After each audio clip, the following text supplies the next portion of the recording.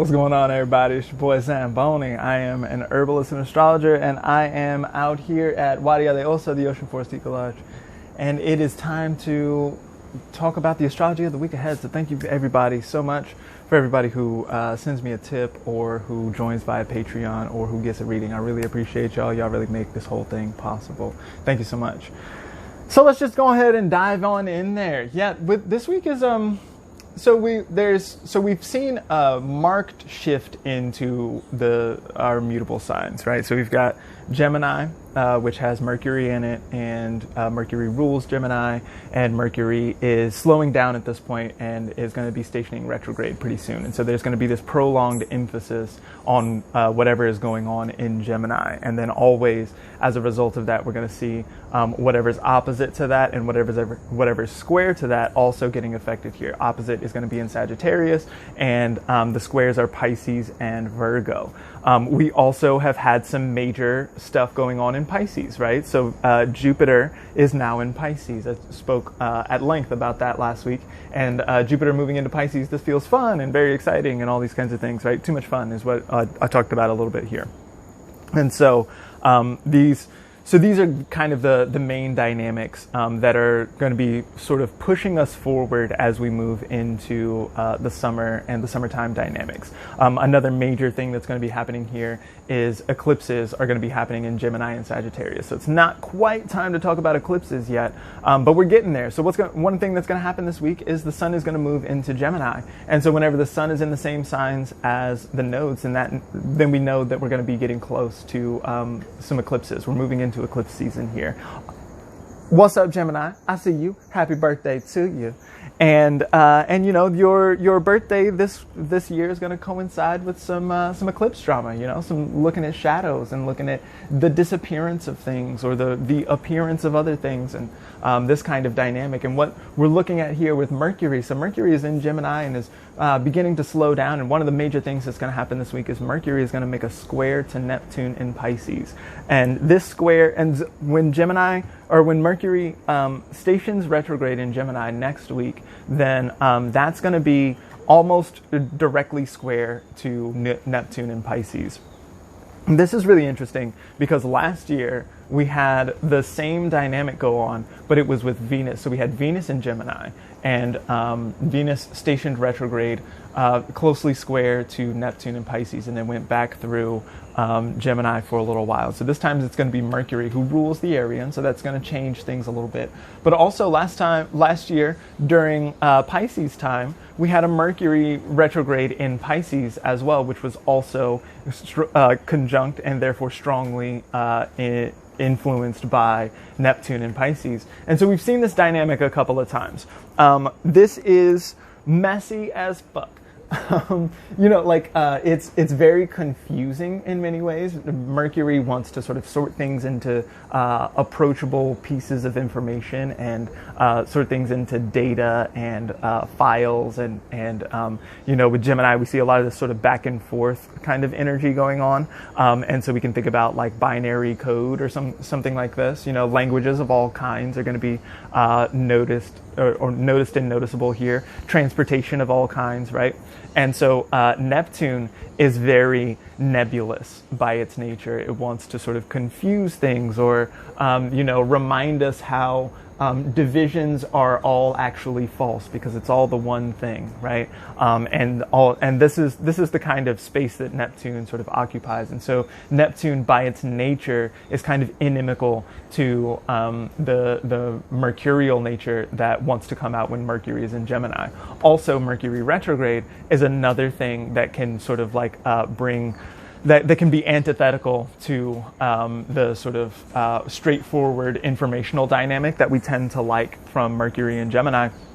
And so what we're really seeing here is that there's going to have to be some kind of real and deep engagement with confusion, with not knowing what the right answer is, with not knowing what is real, perhaps, with not knowing how to respond to a certain dynamic, with not knowing how with misunderstandings in communication, with being misunderstood, with perhaps those kinds of misunderstandings. We can see a lot of sort of like foot and mouth disease happening at this time. Feeling like you really stepped in it for whatever reason, right? Mercury retrograde will also sort of a lot of times have to do with mistakes and do-overs and errors and judgment and things like this. And so so Neptune is going to sort of really expand the confusing aspects of Mercury being in a very strong position, right? Mercury rules Gemini, and so this is a lot of Mercury emphasis. And so whatever house this is for you, you can take a look and look at some like topics, some life topics that way. But a lot of us are really going to have to engage with some of these really basic Mercury significations, such as transportation or communication, both expression as well as listening. These kinds of things show up with Mercury all the time. Mercury is always down for a good argument or debate, and a lot of the classical literature, Mercury is associated with wrestling and wrestling matches as well, and competition and things of this nature. It can start to look like Mars a little bit, right? And so when Mercury is in such a strong position, sometimes something that happens with Mercury, or not just Mercury, but any planet which is in domicile, which is in its own sign, which is in a sign that it rules, then it can tend toward excess, because it can do its own thing super strongly, super easily, super powerfully. And so because of that ease, then that planet can sometimes go a little bit overboard. And so I would especially expect some of the Mercury stuff to sort of tip into this Martian, wrestling and competition. Debate is another good one to think about here. Or lawyers are well associated with Mercury, and lawyers are very strongly interested in winning, right? This kind of dynamic might show up here in some kind of way. One of the reasons why I like to think about Mars in this way is because Mars is consistently associated with excess, with doing too much of a thing. It is associated with intemperate heat, and which is like too much, right? And the malefics are this way, is the excessive quality here.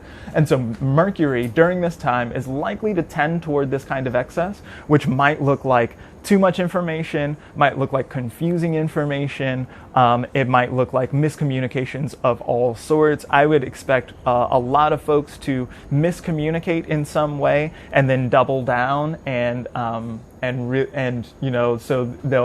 I would expect challenges and then a resistance to that challenge, and then there's this kind of fight or debate or something like this. I would expect a lot of this dynamic to sort of want to take place. Now, that's not the only thing that's happening here in this area. Venus is also here in this area, right? And Venus is very good for looking at things like harmony or togetherness or accord of some sort. And so and Venus at the same time this week is going to make a trine to Saturn. So, I've spoken too much already about Mercury, and so I'm going to run out of time here. But Venus trine Saturn, this looks really organizational, and so and it wants the organization to work in a harmonious kind of way. And so there's something here about not knowing how to proceed, or not knowing how the thing should look in the end, or not knowing how to communicate, but having to sort of engage that in a responsible and disciplined kind of way in order to move toward a more harmonious dynamic or systems model. So I hope that's been helpful for you. Let me know if it resonates for you. Let me know how you've been feeling. If you are a Gemini, I want to send a shout out on your birthday. I want to know how it goes for you this year. There's so much fun stuff happening at this time of year, especially for mutable placements. So shouts out to everybody who's got something in Gemini, Sagittarius, Pisces, or Virgo. If you want to learn more about signs and their opposites, if you want to learn more about planets, if you want to learn about how to make this timing work for you, then please join my Patreon. I'm working on a whole practicum on how to make these kinds of things work. I do an electional report, which is a really good resource for launching your business or your product, or sending an email or whatever at an auspicious moment in order to get the best results out of your life. There's also a good bit of information there about when not to move, which can be just as useful, if not more. So thanks for watching this far. I really appreciate you, boo-boo, and I'm going to see you next time. Bye.